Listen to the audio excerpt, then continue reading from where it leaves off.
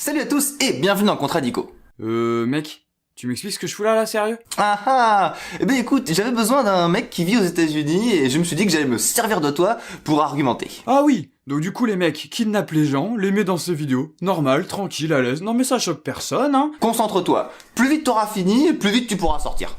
Hein? Ok, le tortionnaire, bon bah du coup on parle de quoi? Donc dans l'esprit, dans cette vidéo, ce que je veux vous montrer, c'est le paradoxe qu'il peut y avoir aux États-Unis entre la gestion des déchets, le recyclage, et de l'autre côté, la consommation électrique et la consommation de pétrole. Ah ouais. Ah oui, non mais pas un sujet de merde en plus. Bon alors du coup, faut que je précise, on est dans un pays quand même très très grand, ici les États-Unis. Donc il y a vraiment pas les mêmes pratiques et les mêmes mentalités partout. Il y a 50 États, donc il y a des lois aussi par État. Donc moi je vais parler de mon expérience. Je précise parce que il y a certains qui vivent aux États-Unis qui ne s'y reconnaîtront peut-être pas. Et il y a aussi beaucoup de diversité au sein même d'un État, en fonction de ta richesse ou de ta pauvreté justement. Mais je vais essayer de faire mon mieux, hein. Ouais, c'est bon, on a compris. Allez, jingle.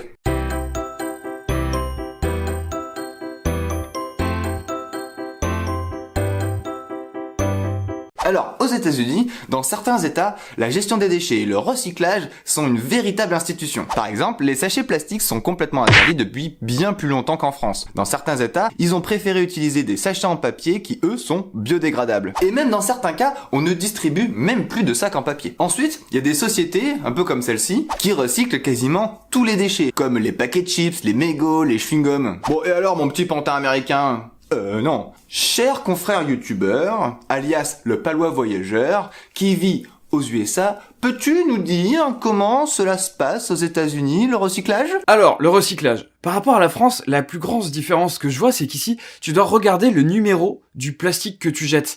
Et je sais pas si vraiment tout le monde en a conscience, et je sais pas du coup pour les centres de tri comment ça marche. Et c'est vrai que moi, en fait, j'ai pas du tout le réflexe. Je regarde pas du tout le numéro qui a marqué sur le plastique avant de le recycler. Maintenant que je me suis renseigné du coup vraiment pour la vidéo, les plastiques de 1 à 7 sont à mettre au recyclage, et au-dessus de 7, ne sont pas à mettre dans le recyclage. Et ça, je m'y fais vraiment pas du tout. Ensuite, il y a autre chose qui m'a choqué, c'est qu'ici, tu mets le verre avec le plastique. Alors, je sais pas s'ils ont des centres de tri plus performants que nous, mais ça, pour le coup, c'est bien pratique. Parce que, je sais pas toi en France, mais moi, ramener le verre dans la benne à l'extérieur de chez moi, ça me faisait un peu chier quand même. Oui, donc c'est normal qu'il y ait plusieurs gammes de plastique, car tous les plastiques ne sont pas faits à base des mêmes matériaux, et donc tous ne sont pas recyclables.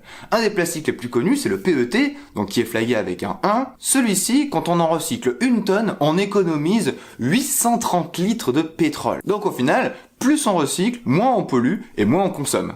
Sans compter qu'aux États-Unis, il y a aussi des campagnes très agressives sur le zéro déchet, comme par exemple cet homme qui a porté pendant un mois en plein milieu de New York l'intégralité de ses déchets. Oui, il y a aussi cette youtubeuse, je suis pas sûr qu'elle soit américaine, mais franchement elle a un accent bien américain, qui a réussi à faire tenir dans un bocal, non pas le bocal du palois, mais dans un bocal, 5 ans de déchets. En France, les youtubeuses qui nous proposent ça, c'est plutôt un an. Bon, maintenant, on a vu les belles choses en termes de gestion des déchets qui sont faites aux États-Unis. Mais dis-moi, cher ami voyageur, comment ça se passe au niveau du diesel? Eh ben non, perdu. Ici, on va parler essence, pas diesel. Ici, le diesel, c'est rare et c'est très cher. Alors, vous êtes pas sans savoir qu'ici, ils aiment la grosse bagnole. Hein. On connaît les grosses bagnoles américaines, les grosses voitures, les grosses cylindrées, les gros 4x4. Voilà. Ils aiment les gros moteurs, ils aiment quand c'est puissant, et c'est très rare de trouver des petites voitures avec des petits moteurs, ici. Et du coup, consommation d'essence, ça va avec, et émissions de CO2 aussi. Et du coup, en plus, le pire, c'est qu'ici, ils s'en foutent un peu, parce que l'essence, elle est pas chère. Donc ils ont pas vraiment conscience des émissions de CO2, pas d'histoire de bonus, de malus, en fonction de la capacité de ta voiture et de sa puissance. On est vraiment sur une autre dynamique. En plus, l'essence étant pas chère, ils hésitent pas une seconde à utiliser leur voiture pour aller quelque part. Bon, après, le pays est tellement grand aussi qu'il faut vraiment utiliser la voiture. En plus de ça, faut savoir qu'il y a peu de transports en commun en dehors des grandes villes, donc il faut la bagnole, et le covoiturage, j'en ai pas vraiment trouvé ici. Donc la mentalité, elle est vraiment pas au top. Point positif quand même, les bornes électriques commencent un peu fleurir partout, surtout grâce à Tesla. Il y a beaucoup de Tesla dans le pays, et quelques hybrides, donc là-dessus ça évolue. Mais la mentalité n'évolue pas pour tout le monde. Ici, moi, ce qui m'a choqué le plus, c'est quand tu vas faire tes courses ou quand tu vas à la salle de sport. Oui, car je vais à la salle de sport. Tu vois des gens laisser tourner leur voiture pendant qu'ils sont en train de faire leurs courses, pendant qu'ils sont à la salle de sport, pour pas que la voiture se refroidisse ou se réchauffe l'été. Et de même, ils ont des systèmes de télécommande qui font qu'ils allument leur voiture largement en avance le matin avant de partir au travail, pour l'hiver la chauffer ou pour l'été la refroidir. Alors là, les émissions, ils s'en foutent totalement, vous voyez. Aïe aïe aïe aïe, c'est pas terrible tout ça. Peut-être que si on regarde au niveau de leur production d'électricité, c'est peut-être un peu mieux. Voyons ça. Donc d'après Wikipédia, on a à peu près une dizaine de pourcents venant des énergies renouvelables. Ouais, c'est pas fou. Ensuite, on a une grande majeure partie, presque 70%, qui vient des énergies fossiles, donc centrales thermiques en général, on parle de gaz, pétrole et charbon. Et ensuite 20% de nucléaire. Bon, ce qu'on peut remarquer, c'est que la plupart de l'électricité est produite de manière pas très écologique, à part peut-être le nucléaire, mais bon, chut, faut pas le dire. La provenance de l'électricité est peut-être pas très écologique, mais est-ce que l'utilisation qui en est faite est responsable aux États-Unis? Nous allons demander à notre petit pantin...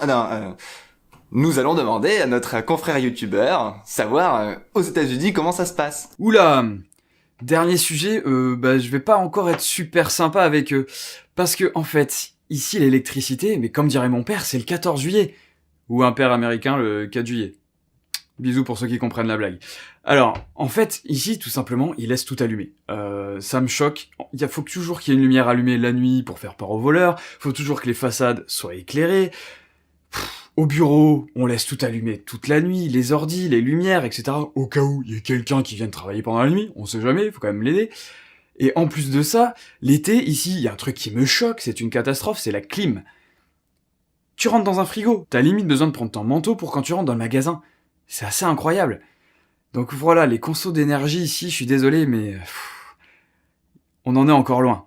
Tiens, mais c'est fou, tu vois, et vraiment, c'est quand on voit ce genre de comportement qu'on voit un peu le paradoxe qu'il peut y avoir entre, d'un côté, la gestion des déchets, où il y a une communication très forte, une sensibilisation assez forte, et de l'autre côté, un comportement sur la gestion de l'électricité et la gestion des transports, qui peut sembler, de chez nous, complètement aberrante. Mais donc, évidemment, ça veut pas dire que tous les Américains sont comme ça. En revanche, ce qui est intéressant avec les États-Unis, c'est qu'on a toujours des comportements qui sont extrêmes. D'un côté, on va avoir les ultra-pollueurs, et de l'autre, on va avoir les extrémistes de l'écologie. Donc, si toi aussi tu as dans ton entourage des gens qui ont un petit comportement comme ça qui est bizarre, quand on voit la Chine qui investit dans la voiture électrique alors que derrière ils ont que des usines au charbon, voilà, ça c'est un comportement que je considère comme aberrant, ça n'a aucun sens. Donc si toi aussi tu vois des comportements aberrants comme ça, n'hésite pas à les faire remonter et peut-être que ça fera changer les idées de certaines personnes. Bon, c'est bon, on a fini là? Tu me laisses partir? Donc c'est bon, maintenant tu es libre, tu peux prendre ton envol et retourner aux États-Unis tranquillement. Bon, et un très très grand merci au Pala Voyageur qui a accepté de participer à cette vidéo. Donc surtout, n'hésite pas à aller voir sa chaîne, il fait vraiment des trucs très très sympas et surtout, moi j'aime particulièrement des pour ou contre qu'il fait, donc ça permet un peu de débattre. Et on a fait aussi une autre vidéo en collaboration sur sa chaîne, voilà, donc je te mettrai le lien quand elle sera dispo en fin de vidéo et dans la description. Et sinon, je te dis exactement comme d'habitude, à la semaine prochaine.